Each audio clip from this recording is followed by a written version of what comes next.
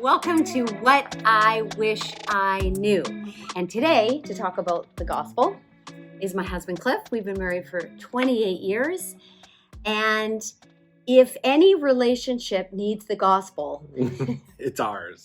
It's marriage, not ours. Yes. Well, we're married. We are. Today we're talking about the gospel. One of the things that I wish I knew was the good news of God's love and grace entering the darkness of this world, demonstrated in the life, death, resurrection, and ascension of Jesus Christ. I wish that I knew I was born into sin. I wish I knew that there was no way that I could save myself, and that Jesus paid the sin debt that I could never pay to God the Father. I wish I could tell my younger self that. Okay, so we're going to talk about a little bit about both of our stories, why we love the gospel, and how a theological awakening in our lives personally and in our marriage really made the gospel alive to us and why we love it. Okay, so growing up, I knew the gospel as simply Jesus died for my sin. But the sin, I was not certain I had any. So it was this idea that if I made a mistake, God forgave me. So the idea of sanctification, or taking off the old man and putting on the new man, Colossians 3, replacing and all this kind of thing, and the Holy Spirit at work in me, I didn't have a metric for that because I didn't really understand the gospel. And I remember years ago somebody asking me, because we have these great kids, somebody asking me, wow, how did you raise these kids so great? Like, tell us how you brought your kids up with the gospel. And it was like, what? Like, Jesus dying for my mistakes was simply the concept of the gospel. And so I, at that point, really did a deep dive into doctrine and theology and the implications of that in our lives, and the application, practical theology, and all that kind of stuff. And so I'm going to ask you, Cliff, to describe the gospel and what it was that made it click for you. Let's start there. What is the gospel? Well, 1 Timothy 1, the Apostle Paul writes that Jesus came to the world to save sinners. That's probably it in its most simple form. Okay. There's a lot in that, of course. Incarnation, that we needed saving. Jesus was the means for that, but That's probably it in its most basic form. Okay, and we are going to get to the thing next, but not just yet. So when did you, like, you've been a Christian your whole life, you've been in ministries and called at a very young age.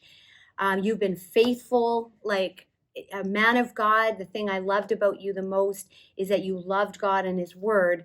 But over time in ministry in a church that we were at, it's very prosperity gospel, our theology was very weak. And so at some point, we kind of woke up. Mm-hmm. Tell me what happened for you. In the waking up part, you mean? Yeah, and how the gospel really connected, where you're like, oh. Okay. Okay, so one of the things that I had trouble with as we came out of that season, and I know all y'all don't know what we're talking about, but for us, we're very broken. The gospel, believe it or not, as I think about this, was a metric that helped me reconcile the terrible stuff that happened and a solution. My mind goes to 1 Samuel when Saul is seeing David before he was king, and he's like, David, I've sinned against you. And in that whole statement, it made so much sense, right? The stuff that has happened to me, what I've done because of me, is because of sin. And it actually helped me reconcile what went wrong and how it gets fixed, healed, however you want to say it. Yeah.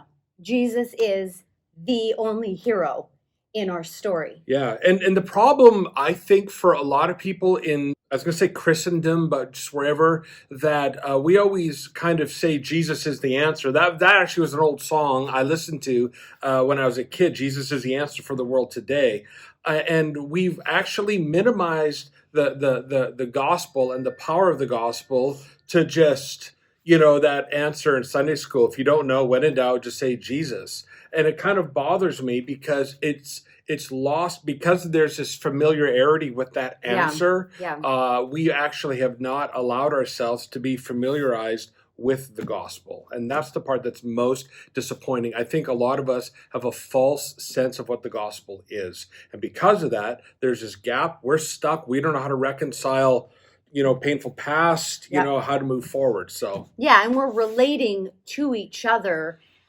in really broken ways when we don't look at each other through that yes, lens of what yes. Christ has done for us and the way that God the Father looks at us now. So for you, was there a moment? I'm just remembering you preaching once, and then at that moment, your preaching changed. And I don't know a time when you have preached since, when you're praying since, when you're talking with anybody, where you aren't somehow sneaking the gospel in. So what happened? Why did you make that shift? Yeah, I think for me, and because I was saying how we have a false sense of familiarity with the gospel, I'm not talking to you. I'm more just recounting my story that I was probably gospel light, Yeah. right? Is your life, here's a gospel light message.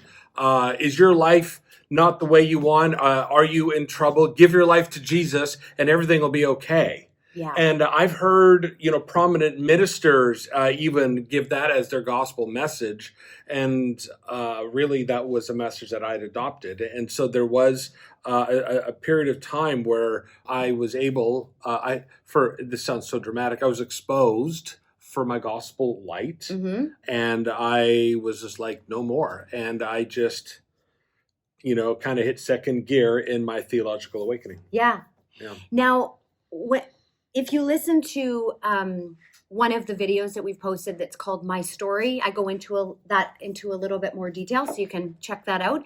But when Cliff and I ended up in the church where we got to, and we just sat under such fabulous teaching, and the gospel was like oil. It was the most beautiful experience. We were being transformed. Our marriage was being transformed. Our home was being transformed. We were like walking every day in this revelation and learning time where God was doing a miracle, and we were just watching it happen. And one of the things that happened is we started sitting under this fabulous teaching, but something beautiful was happening, and we can take no credit for it. Every night we tuck our kids into bed. They were just little, and we would walk around our neighborhood, around and around. And wait, we left our kids by themselves? Yes, but just in our neighborhood, I'm bugging.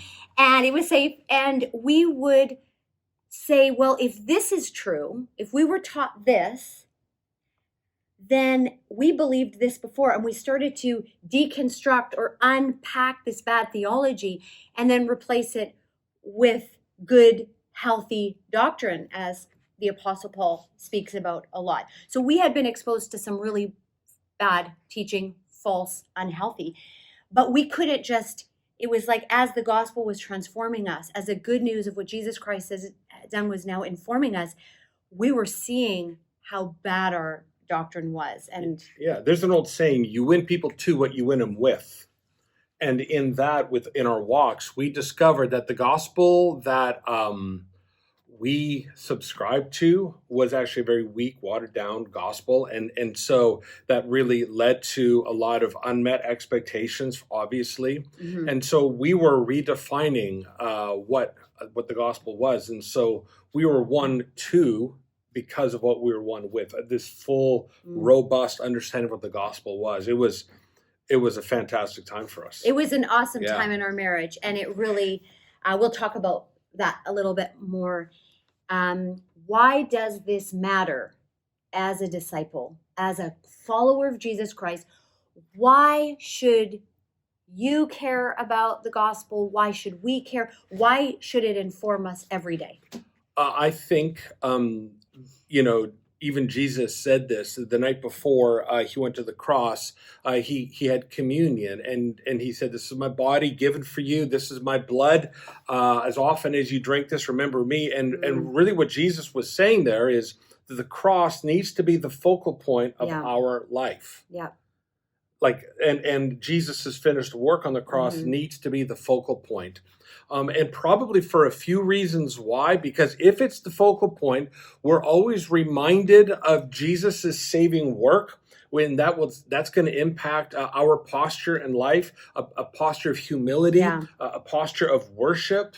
It's also going to just talk about a constant reminder of Jesus's love for us, of the grace that the Father had in sending the Son, and that Jesus, as John says, willingly went to the cross. Like, there's a lot here that if we make the gospel the focal point, it's going to be that constant reminder. And also for us, because we sin, like, we don't mean to. You know, it's not something that we're necessarily intending to do, but we do. And instead of it getting so overbearing, our sin, if the gospel is front and center, we are able to remember Jesus's perfect death on the cross, paid our sin debt, right? 1 John 1:9 says that he's faithful and just to forgive us of all unrighteousness. The only reason that verse makes any sense is because of what Jesus did. Yeah. I'm just thinking about, in our culture right now, the answer is us. Like, it's always where we have to look to ourselves and, you know, find your own truth and speak your own truth and all this kind of stuff. And I was just like, if we're born into sin, and the only way to be reconciled to God is through Christ, we can't be the answer. We've shown throughout history that we're the problem. There can only be one Savior, and that's our experience. Right, so we're going to talk more about what we say and how we share the gospel, and we'll be right back on What I Wish I Knew.